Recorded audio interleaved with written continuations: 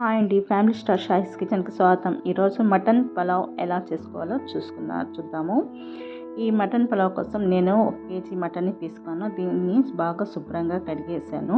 దీన్ని మనం మ్యారినేట్ చేసుకోవాలి. దానికోసం అని చెప్పేసి ఒక 2 స్పూన్లు అల్లం వెల్లుల్లి పేస్టు, 2 స్పూన్లు సాల్టు, ఇందులోనే కొంచెం పసుపు, 2 స్పూన్లు కారం కూడా వేసాను. వేసుకొని ఇందులో మొత్తంగా ధనియా జీలకర్ర పౌడర్ని కూడా ఇందులో వేసుకోవాలి, 2 స్పూన్ల వరకు. తర్వాత పెరుగును కూడా 2 స్పూన్లు వేసుకుందాము. ఇందులోనే నేను ఇది మటన్ కోసం ఒక మసాలా ఉంటుంది కదా, ఆ మటన్ మసాలాను కూడా కొద్దిగా వేసాను.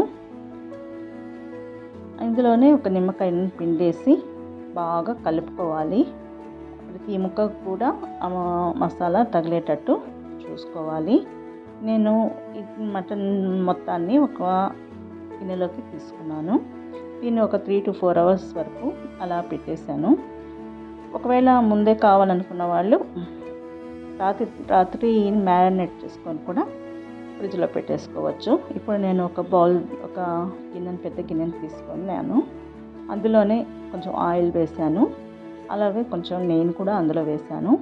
ఇంకా బిర్యానీకి సంబంధించినటువంటి మసాలాలు అంటే చెక్క, లవంగాలు, ఇలాచి, బిర్యానీ ఆకు, దానికి సంబంధించి ఇలా అన్నీ వేసేసాను.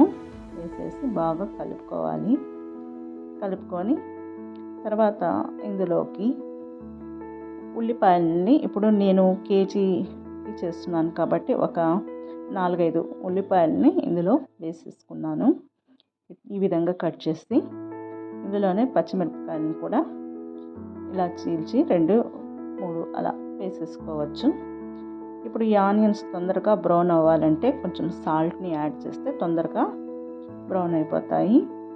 చూడండి, ఇప్పుడు ఆనియన్ బ్రౌన్ కలర్కి వచ్చాయి కదా. ఇప్పుడు మనము మటన్ని అంతా మసాలా పట్టించి ఉంచాం కదా, అది మొత్తాన్ని ఇందులో వేసేసుకున్నాము. ఇది 4 to 5 hours వరకు బాగా నానింది కాబట్టి టేస్ట్ చాలా బాగా వస్తుంది. దీన్ని కుక్కర్లో కూడా పెట్టుకొని వండొచ్చు, కానీ ఈ విధంగా చేస్తే ఇంకా టేస్ట్ చాలా బాగుంటుంది. కొంచెం టైం పడుతుంది అంతే. దీనికోసము ఇప్పుడు ఈ మటన్ అనేది ఒక 10 to 15 minutes వరకు అలా ఉడకాలి, అంటే కుక్ అవ్వాలి కదా. అందుకోసం అని చెప్పి మనం బాగా కలుపుతూ ఉండాలి. ఇది తొందరగా కుక్ అవ్వటానికి మధ్య మధ్యలో మూత పెట్టేస్తూ తీసి కొంచెం కలిపేసి కింద అడుగంటకుండా చూసుకోవాలి జాగ్రత్తగా. తర్వాత బాగా కలపాలి. మటన్ ఉడికిందో లేదో ఒక ముక్కను తీసి చూసి అది ఒక 80% వరకు ఉడికే వరకు దాన్ని ఉడికిస్తూ ఉంటాం. కొన్ని తొందరగానే మటన్ కొంచెం తొందరగా ఉడుకుతుంది, కొన్ని మటన్ తొందరగా ఉడకదు. అందుకని చెప్పేసి అలాంటప్పుడు మనము ముక్క ఉడికిన తర్వాత ఒక 80% వరకు ఉడికిన తర్వాతనే మిగతా ప్రాసెస్ చేసుకోవాలి. చూడండి, ఇప్పుడు ఇది మటన్ అయితే పూర్తిగా రెడీగా ఉంది. 80% ఉడికిపోయింది. ఇప్పుడు ఆయిల్ కూడా ప్రోడక్ట్ అయింది. చూడండి, కింద మాత్రం అడుగంటకుండా చూసుకోవాలి. ఇప్పుడు ఇందులోనే దీనికోసం అని చెప్పేసి మళ్ళీ మనము కొంచెం అల్లం వెల్లుల్లి పేస్ట్ని ఇందాక మటన్ కోసం వేసాము. ఇప్పుడు రైస్ కూడా వేస్తాం కాబట్టి, అంటే ఆ మసాలా సరిపోదు కాబట్టి మళ్ళీ ఒక 2 స్పూన్లు అల్లం వెల్లుల్లి పేస్ట్ని, అలానే కొంచెం పసుపును, కొంచెం కారము, 2 స్పూన్లు పెరుగు, ఈ విధంగా మొత్తంగా అన్నీ వేసుకొని బాగా కలపాలి. ఇందులోనే కొంచెం ధనియా జీలకర్ర పౌడర్ కూడా వేసుకోవాలి.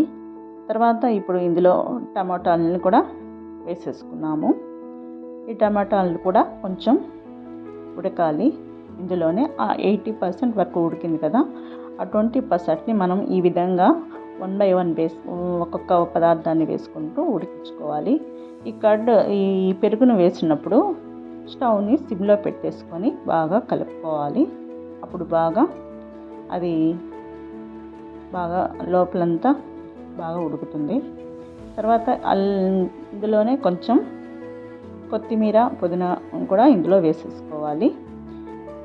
ఇప్పుడు బిర్యానీ పౌడర్ని వేసుకుందాము. ఈ బిర్యానీ పౌడర్ నేను ఇంట్లో తయారు చేసినటువంటి బిర్యానీ పౌడర్. కావాలంటే మీకు లింక్లో పెడతాను, డిస్క్రిప్షన్ బాక్స్లో ఇస్తాను. ఈ విధంగా చూడండి ఎట్లాగా చక్కగా ఉడికిపోయిందో. ఇప్పుడు ఇందులోకి మనము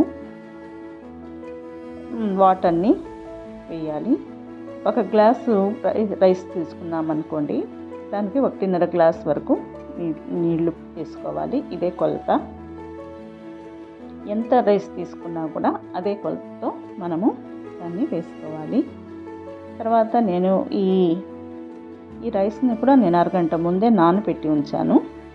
ఇందులో కలిపేసుకున్నాం మొత్తంగా. ఇప్పుడు బాగా కలుపుతూ ఉండాలి. కింద నుంచి పైకి, పై నుంచి కిందకి బాగా కుక్ అవ్వాలి.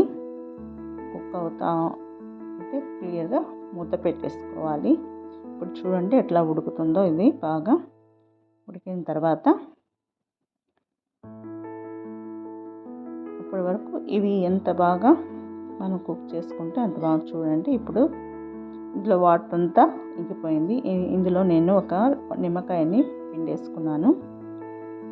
ఇందులోనే నేను ఒక ఫ్రైడ్ ఆనియన్స్ కూడా వేసేసుకున్నాను. ఇది కూడా నేను ఇంట్లో తయారు చేసిందే ఫ్రైడ్ ఆనియన్స్. అవి కూడా వేసేసుకున్నాను.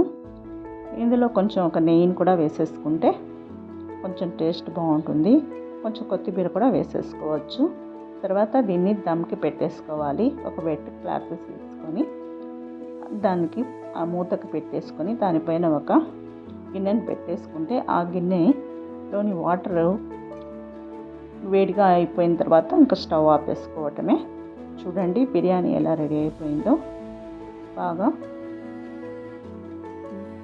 ఇప్పుడు చూడండి ఎంత బాగా నీట్గా, అదే పీసులు కూడా బాగా రెడీ అయ్యాయి. ప్లస్ రైస్ ఆల్సో బాగా రెడీ అయింది. చూడండి, మీకు నచ్చితే లైక్ చేయండి, షేర్ చేయండి, సబ్స్క్రైబ్ చేయండి. థ్యాంక్ యూ అండి.